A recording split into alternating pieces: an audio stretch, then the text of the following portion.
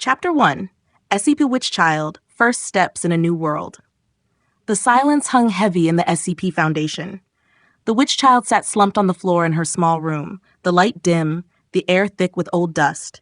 She rested her head on her knees, staring into nothing, almost able to feel the walls pressing closer and closer. But this day was not like all the others. Today she felt restlessness boiling in her blood. She had seen enough, felt small enough. She let her power flow, and in the middle of the floor, the old crackling TV she'd wished for appeared. The guards in the surveillance room watched in disbelief, hurriedly pressing buttons on their alarm panels. Is that allowed? Has she? Voices rose in panic, but none dared approach the door. She turned on the screen, twisting the knob with childish curiosity, until the image from Attack of the 50-Foot Woman flickered to life. The image burned itself into her thoughts. She was drawn in, the enormous woman, rising up among the tiny, powerless people. She smiled to herself, feeling something new and wild blossom inside. If she can do that, why not me? She stood up, and in a heartbeat, she was gone. For a split second, a rush swept through the room. Every instrument flashed red. The surveillance screens went black. The Foundation went into alarm. Guards stormed through the corridors. Researchers shouted to each other, SCP-XXX has disappeared! She's gone!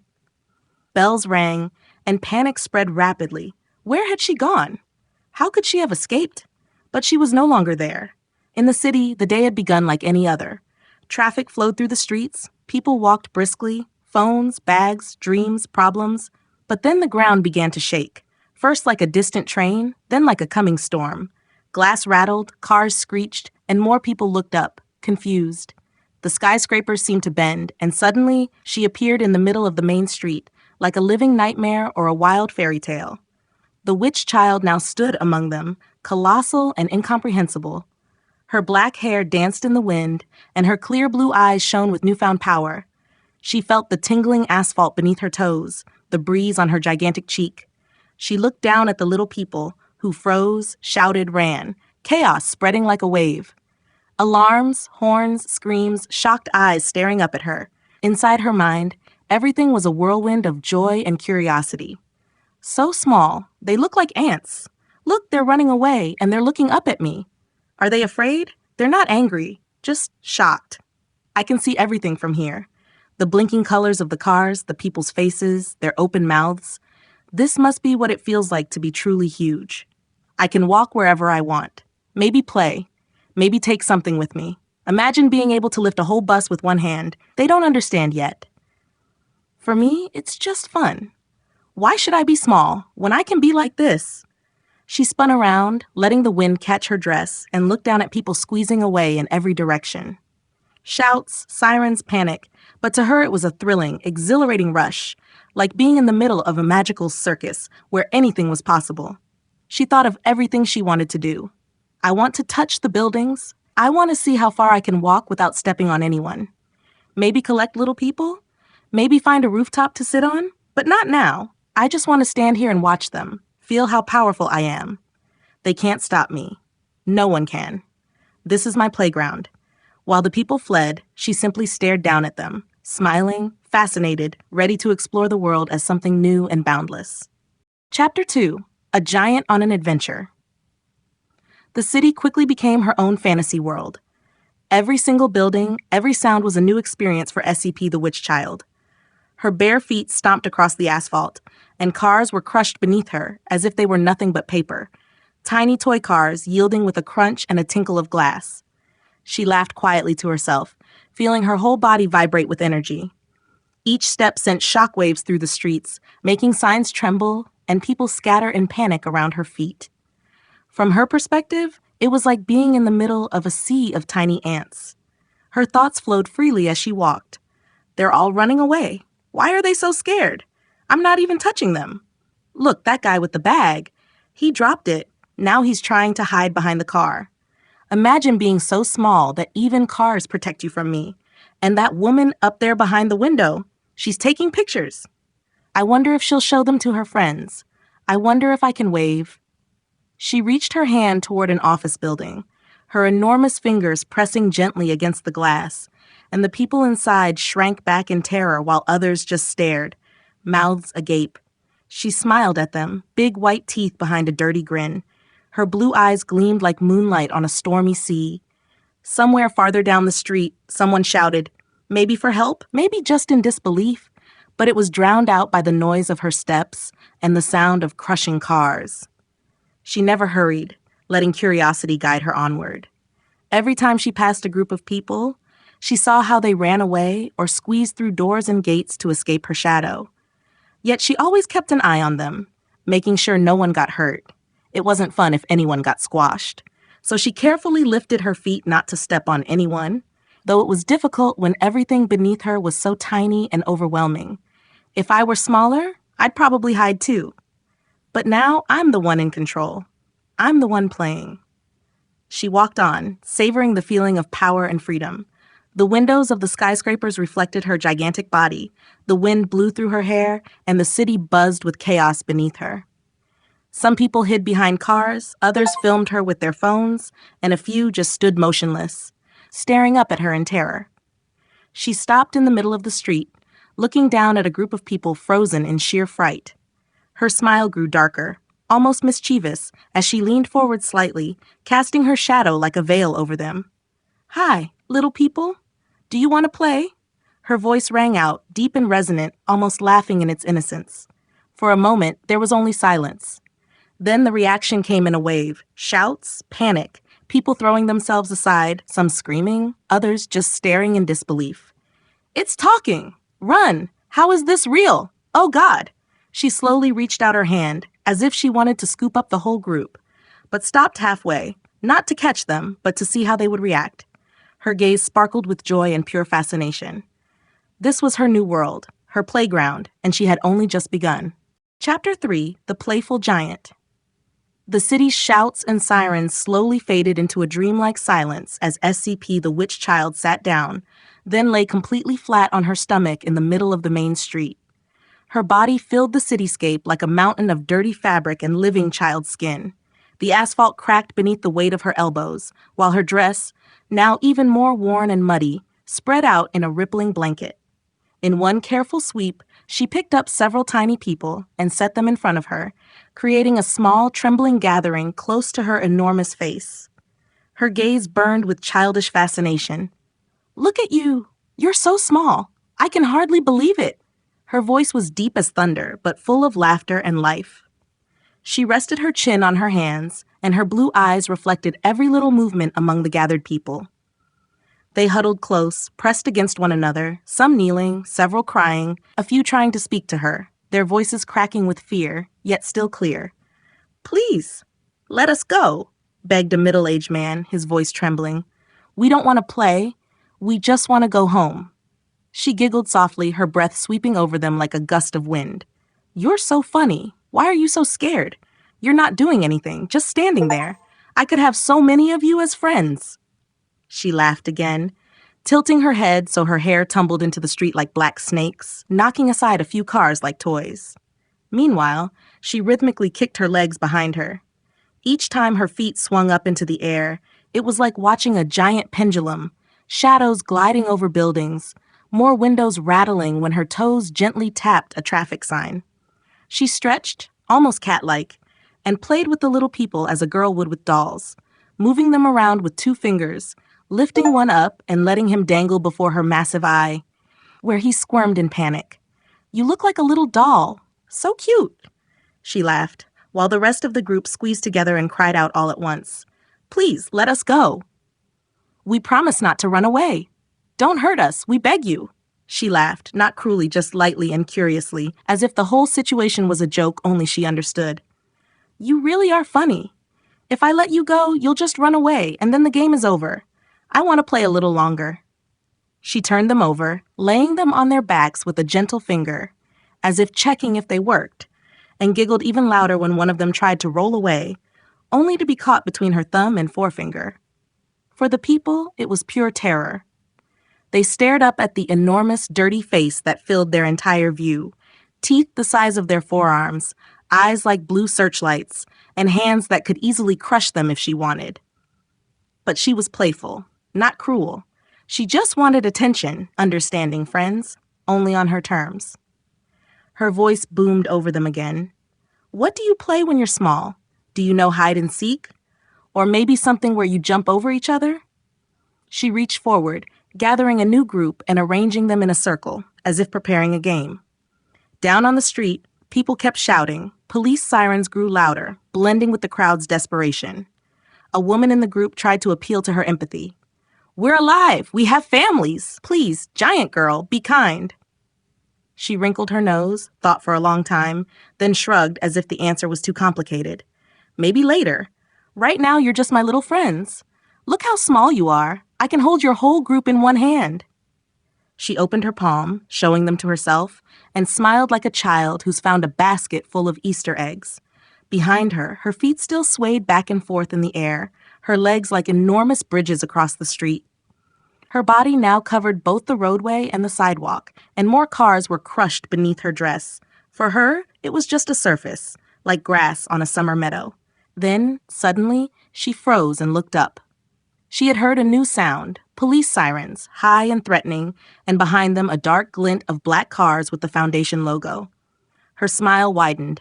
Curiosity flared again. But for another moment, she stayed where she was, playing with the tiny people, gently rocking them back and forth and whispering, "Don't worry, we're just playing a little longer. I'll let you go soon, maybe." The world had been transformed, and she had no idea what she had truly set in motion. Chapter 4. Why Does It Hurt? She was still lying on her stomach in the middle of the street when something changed in the air. It was no longer just shouts and panic. There was a new sound, sharper, harsher. Sirens, many more than before. Deep engine noises. Commands shouted through megaphones, words she didn't fully understand, but which slowly made her smile fade. She reached out her hand again toward the little people she'd just been playing with. "Hey, wait, you were part of the game," she said in confusion, trying to gently nudge them together again with a finger. But they ran. They darted away from her hand, stumbling over each other, vanishing between cars and ruins. Some fell and were pulled up by others. No one looked back. Not a single one. She blinked. A small frown appeared between her eyebrows. "Did you run?" she whispered softly, almost so only she could hear it. Then came the pain, a sharp, burning sting in her arm. Not strong, but wrong. She pulled her hand back reflexively and stared, confused, at the small spot where her skin had been torn open. A new sound followed. Bang. Another sting, this time in her shoulder. Then more, quick, hard. She looked up. Below stood people in dark clothes, small but organized, weapons pointed at her, flashing lights from police cars. Farther back, black vehicles with no clear markings. Foundation.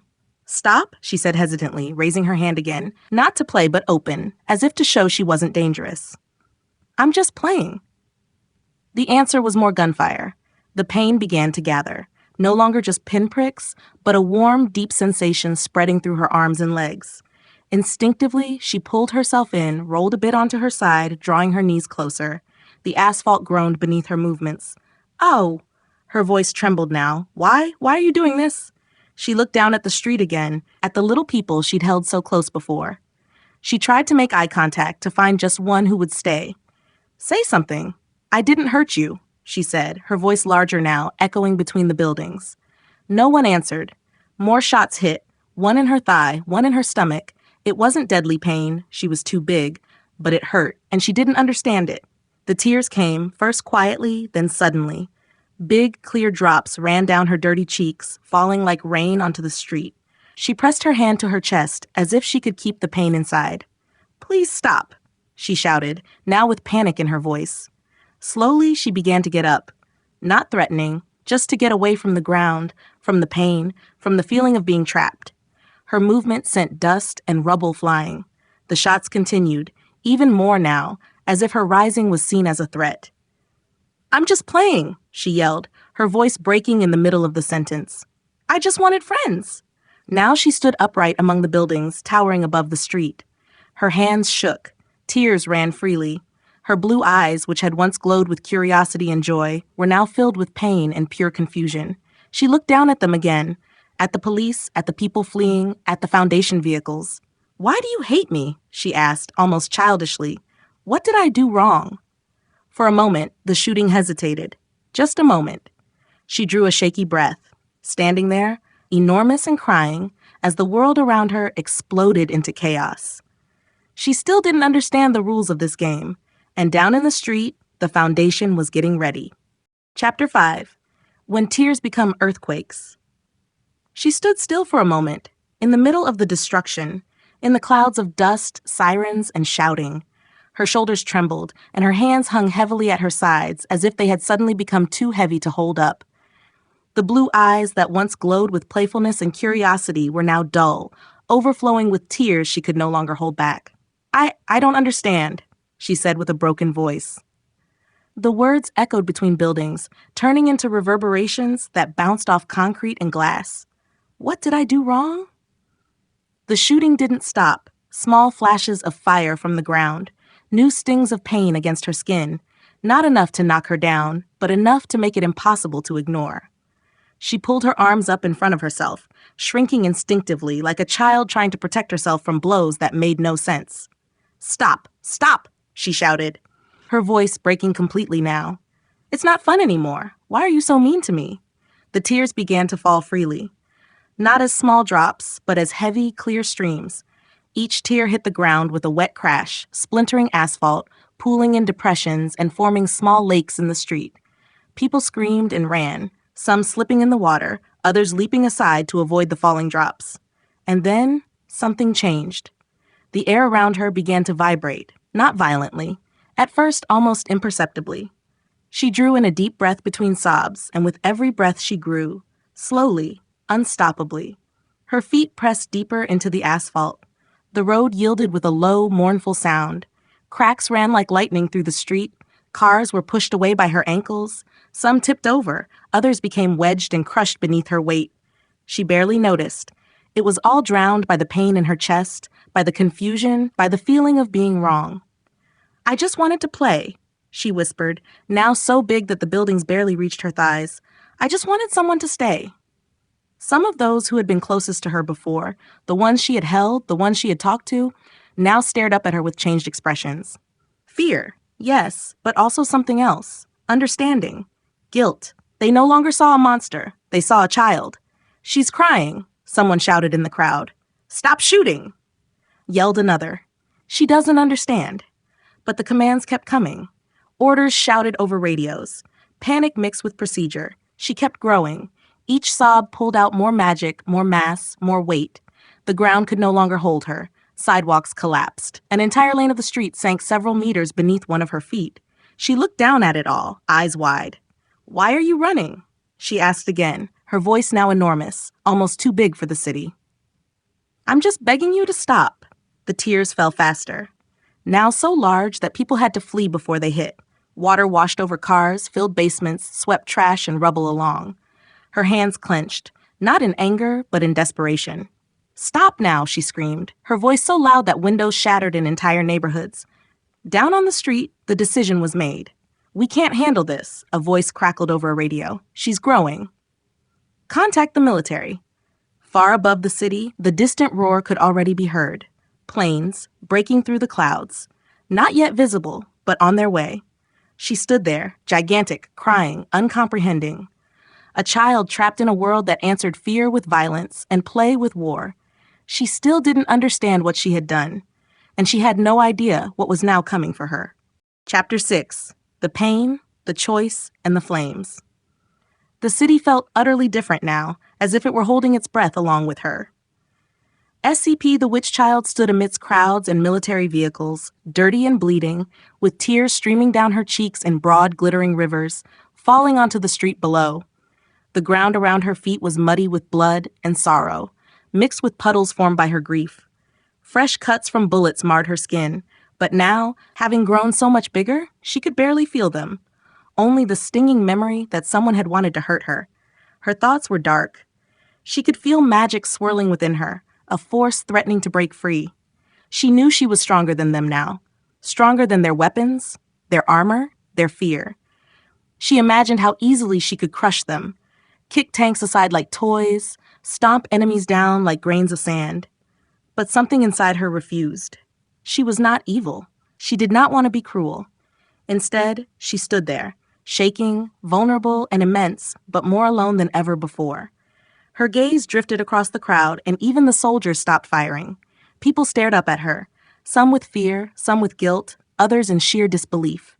She took a deep breath, trying to find her voice, but all that came out was a creaking, childish, "I'm sorry."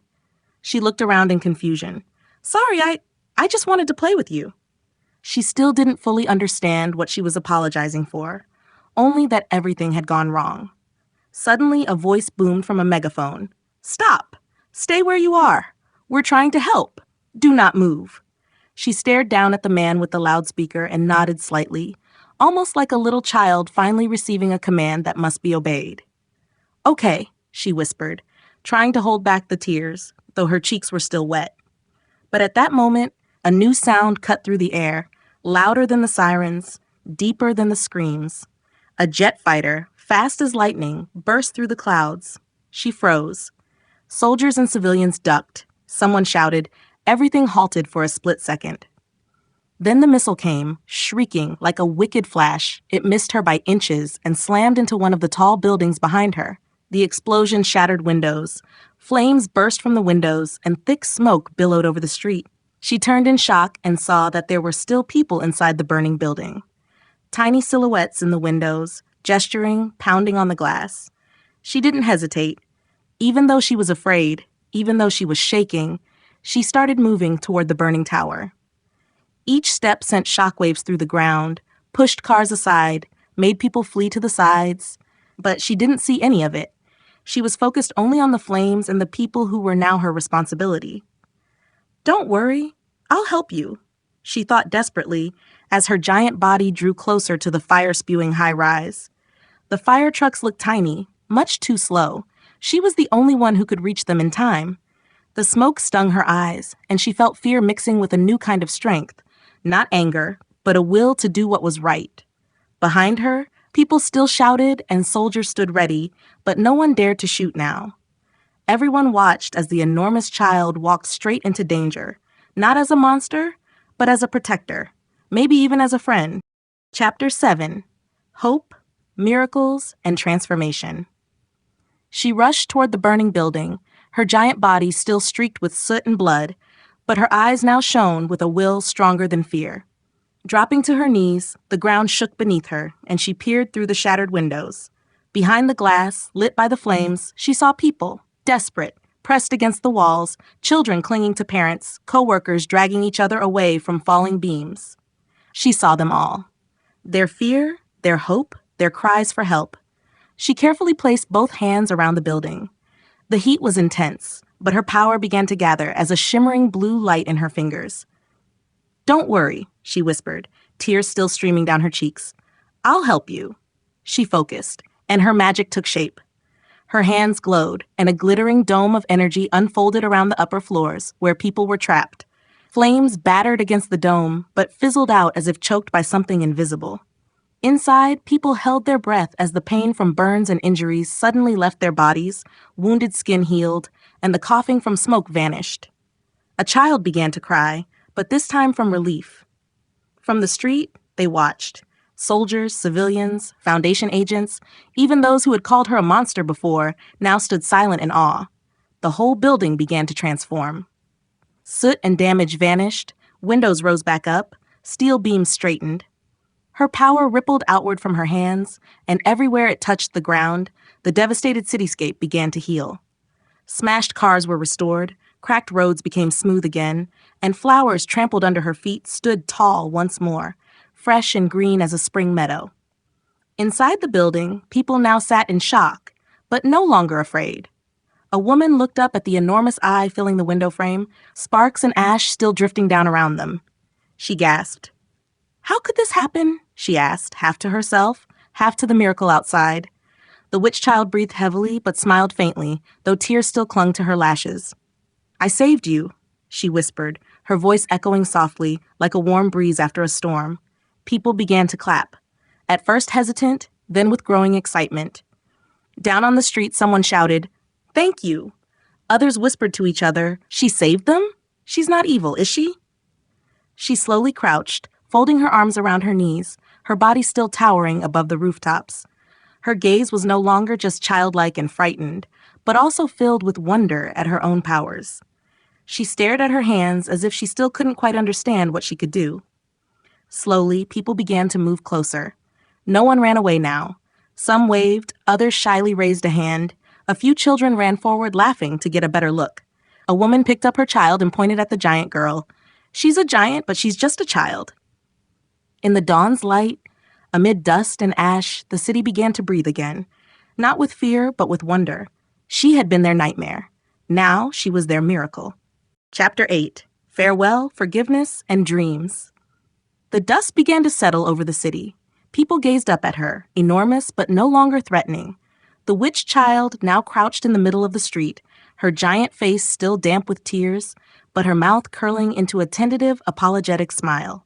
The military and police were no longer on edge. Soldiers looked up, and one whispered to his comrades, "Hold fire! She's not attacking." She bowed her head, laced her fingers, and looked truly embarrassed. "Sorry, I played too rough. I just wanted friends. I'll try not to do it again." Her voice was soft, almost shy, like a child realizing she'd gone too far in her play. For a moment, everything was quiet. People in the crowd began to smile, children waved up at her, and even the adults waved back, feeling that her apology was genuine. Some whispered, "She's just a kid, just way too big."